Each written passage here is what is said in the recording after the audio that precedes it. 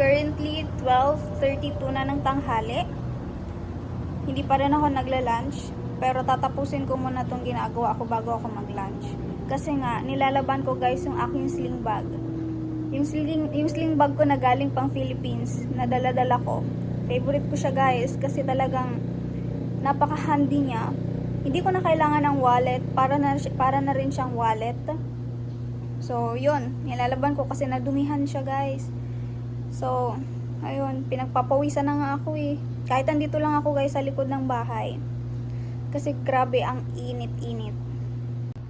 Tingnan nyo naman guys, ang init. May mga clouds, pero mainit pa rin siya guys. As in, init. Ito yung nilalabhan ko. Yung sling bag ko na from Micaela. From Micaela siya guys, galing pa siyang Philippines. Ang napaka-handy niya talaga kasi para na rin siyang wallet at the same time sling bag na siya. And then 3 pockets yan. Yan, isa, dalawa, tapos 3 sa likod. And another card holder na pwede kong nilalagyan ko ng mga card ko. So yun guys.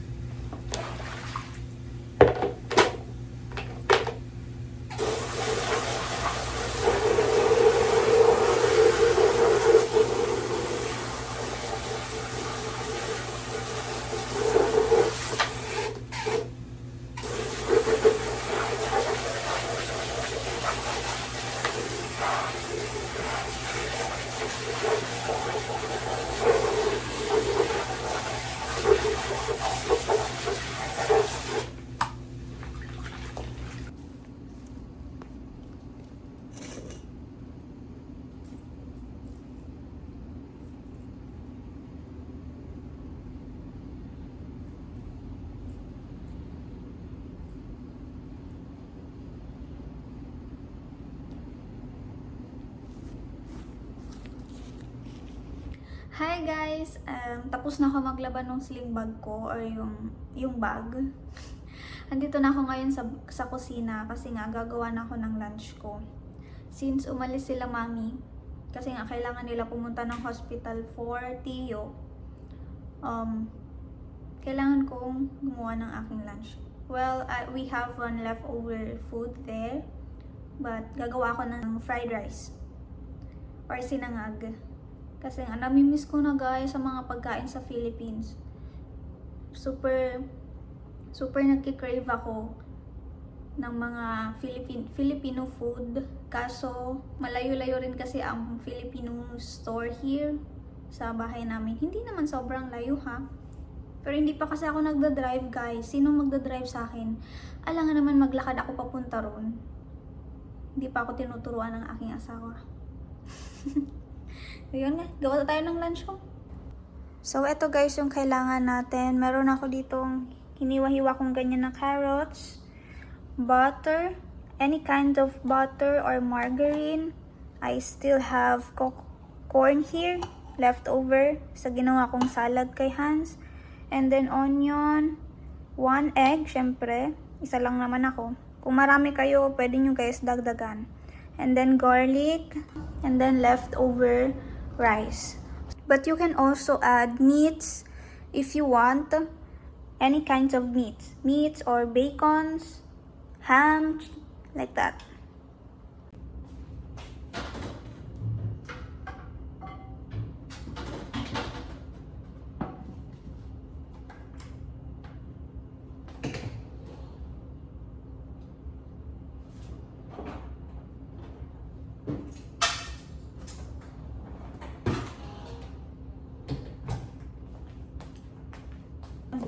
Lagay tayo ng butter. Instead of oil, gagamitin natin butter. Hindi naman ako mahilig sa onion, so just a little bit of onion. And then let's add garlic.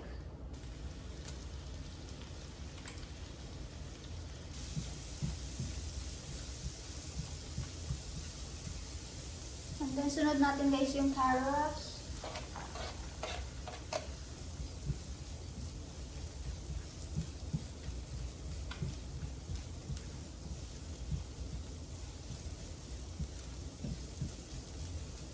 And of course, yung ating corn.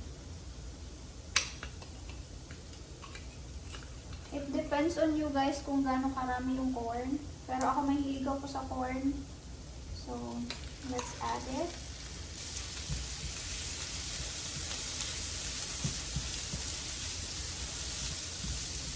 And dilid mo lang siya. You can add your egg now.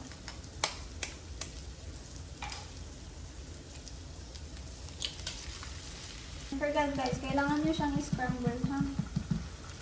Eh, ako dito ko siya, dito ko na siya minix guys.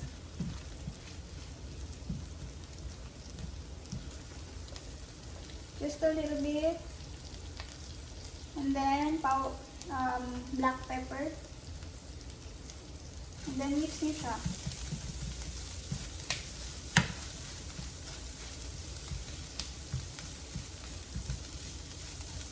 You need to add rice. Kung gaano karami guys ang gusto nyo.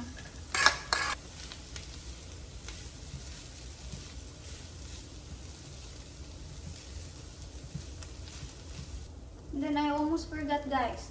You need to put, or you can put a little bit of soy sauce, okay? Since meron ako ditong soy sauce na Filipino, like Filipino, you know.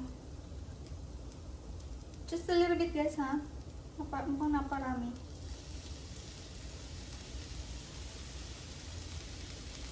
Last time gumawa ako ng fried rice, nilagyan ko siya ng shrimp. 6 pieces lang naman ata kasi ako lang naman talaga yung kumakain. So, hinaluan ko siya ng shrimp and sarap niya guys. It's actually up to you kung paano nyo siya gawin. Kasi nga, pwede nyo siyang mix-mixan ng kahit ano. You can put a little bit of vegetable.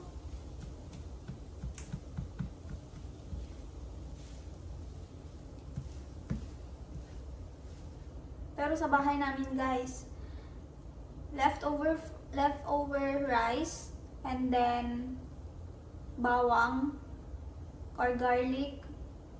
That's it. Yun lang, and salt minsan. Madalian kasi talaga siya guys.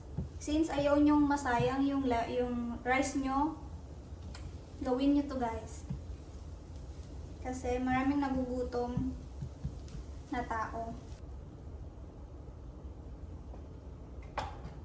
Yan, tapos na ang ating rice. Fried rice.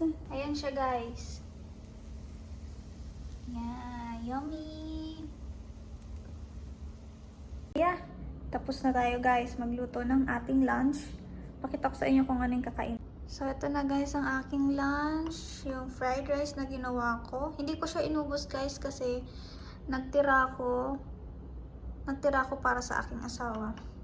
Yan. And then we still have strawberries, And then, lemon lime. Kain tayo. Unang suwo. Para sa akin.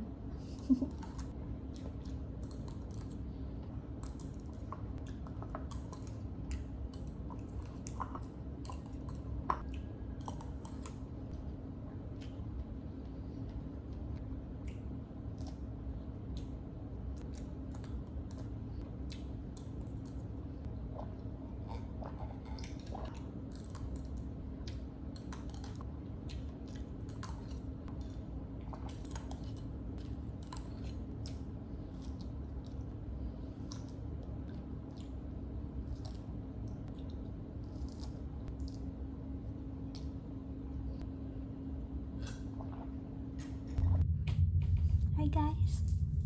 Kakatapos ko lang maligo. Fresh na ulit si Inday. So na mag-skincare na ako. Kasi maya-maya parating na yun si Mr.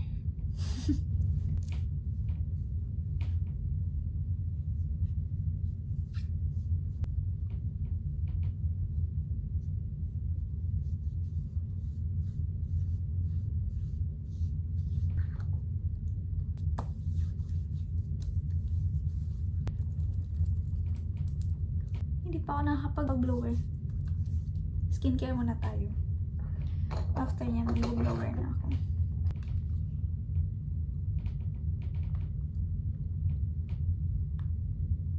It's 5:30 na guys. 5:30 na ng hapon, pero kakaligo ko lang. Movie marathon kasi ako guys. Sa Disney Plus. I'm so excited kasi ngayong September, ipapalabas na sa Disney Plus yung Inside Out 2. Yun yung nakita ko. Pero hindi ko lang alam kung totoo. Kasi hindi ako nakapag-sine noong movie na yun sa Philippines. Kasi nga, nag-aasikaso ko for my visa. I need to do medical. I need to do interview. I need to do mga test, ganyan. Medical test. So on and so forth. Ang daming inaasikaso guys. Kasi maraming requirements. And interview din sa CFO, ganyan. So I don't have time guys to watch that movie. Let me use my another lip balm. This one is another shade guys ha. Yung isa, etong isa, ang color niya, orange. Orange siya guys. Pero if you apply it, it's color pink. And then this one, ang color niya is black. Black siya guys. You see? Pero, kapag in-apply nyo siya, apply ko muna siya, i-testing ko muna. For you to see guys. See? It was like a red. Like ulit ha. Natin.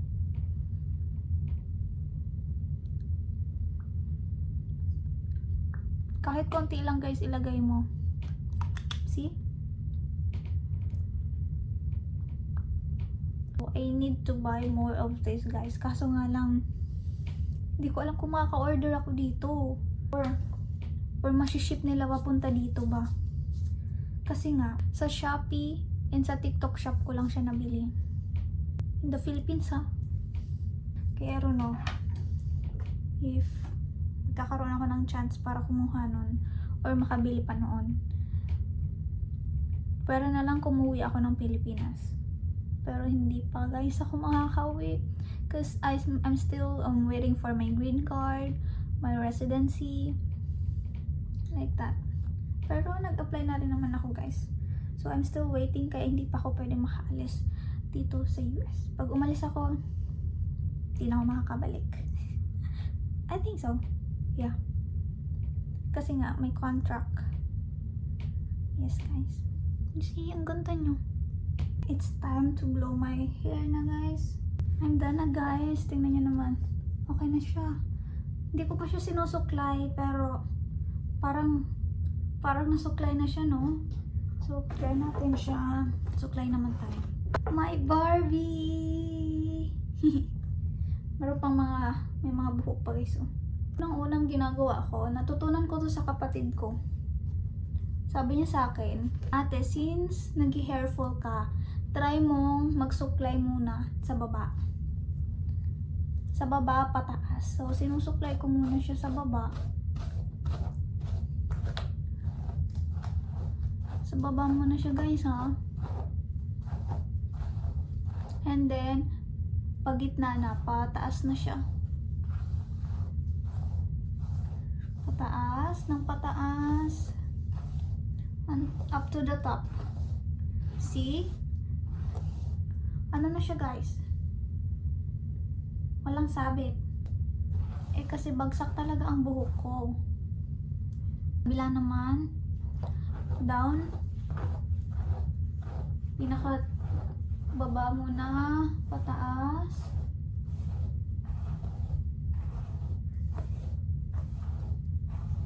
Hanggang sa top.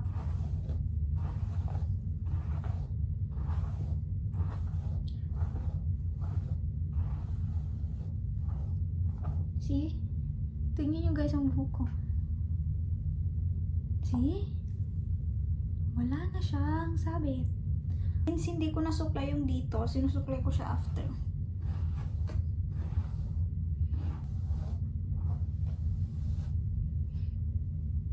Bumabalik lang naman siya. Kasi nga, nasanay na yung buhok ko guys, na dito yung hati. High school kasi ako, ang hati ko dito. Eh, nag-abante na ako guys kasi ayoko na. parang emo. And after guys, di ba nag-blower ako, nag-blow dried ako. Ginagamit ko to. Bigay sa akin to nila mami. And then ni Hans.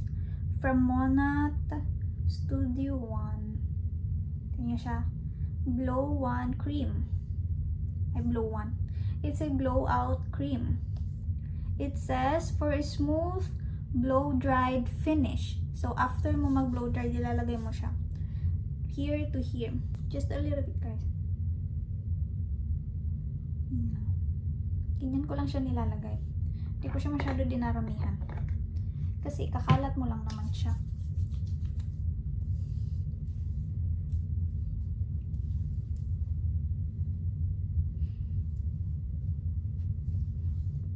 And then, sinusuklay ko siya ulit.